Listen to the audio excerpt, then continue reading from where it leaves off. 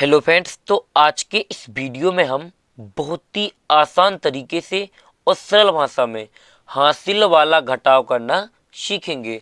जैसे हमने यहाँ पर दो सवाल भी ले लिए हैं, जिसमें हमारा पहला सवाल है कि 7,000 में से हमें 5,625 को घटाना है। जैसे जीरो में से यहाँ 5 को घटाना है, तो जीरो में से 5 कैसे घटता है, हम आपको आज यही घटाव सिखाएंगे। तो यहाँ पर देखिए, तो इसमें सबसे बड़ा जो मेन पॉइंट होता है वो पॉइंट है कि आपको ये ध्यान में रखना है कि जब भी आप जोड़ करो तो इस ओर से क्या करो, इसे शुरू करो, यानी कि दाएं साइड से बाएं साइड की ओर करते हैं। तो सबसे पहले यहाँ क्या जीरो, और जीरो में से हमें क्या घटाना है, 5 घटाना है। तो जब जीरो में से 5 तो नहीं घटेगा, क्योंकि आपके पास मान लीजिए एक भी रुपए नहीं है, आपको किसी को 5 रुपए देना है, तो कैसे दोगे।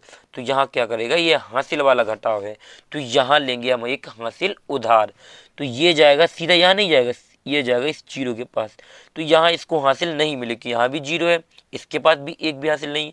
फिर ये और आगे जाएगा, ये जाएगा इसके पास, तो यहाँ भी नहीं है, ये जाएगा इसके पास, तो यहाँ इसको क्या है, हासिल मिल जाएगी।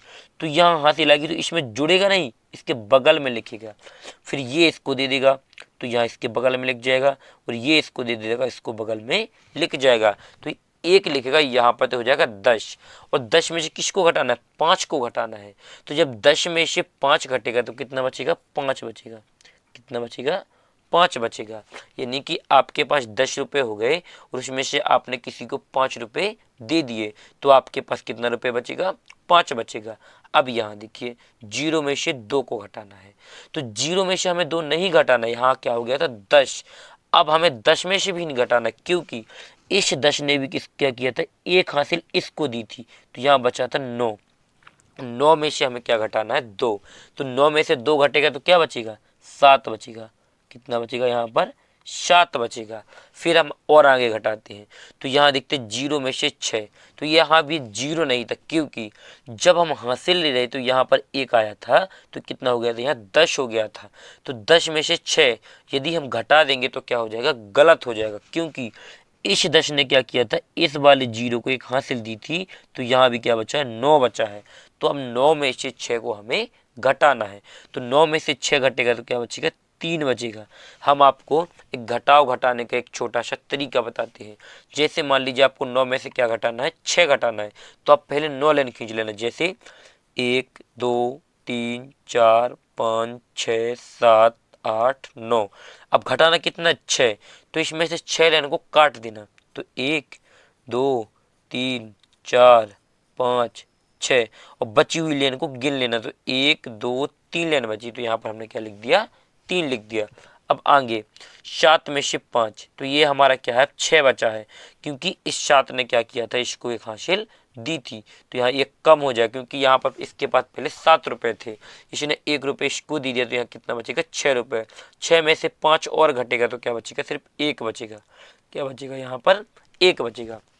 यानी कि जब 7,000 में से हम 5,625 को घटाएंगे तो 1,375 क्या मिलेगा हमें, इसका फाइनली आंसर।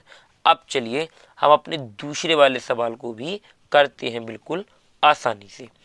क्या है, 6,509 में से हमें 1,326 को घटाना है। तो हमने आपको पहले भी बताया है कि जब भी आप घटाव करना तो दाएं साइड से बाएं साइड की ओर करना। यदि आप इस साइड से घटाव कर दोगे तो क्या हो जाएगा, हमारा घटाव पूरी तरीके से क्या हो जाएगा, गलत हो जाएगा।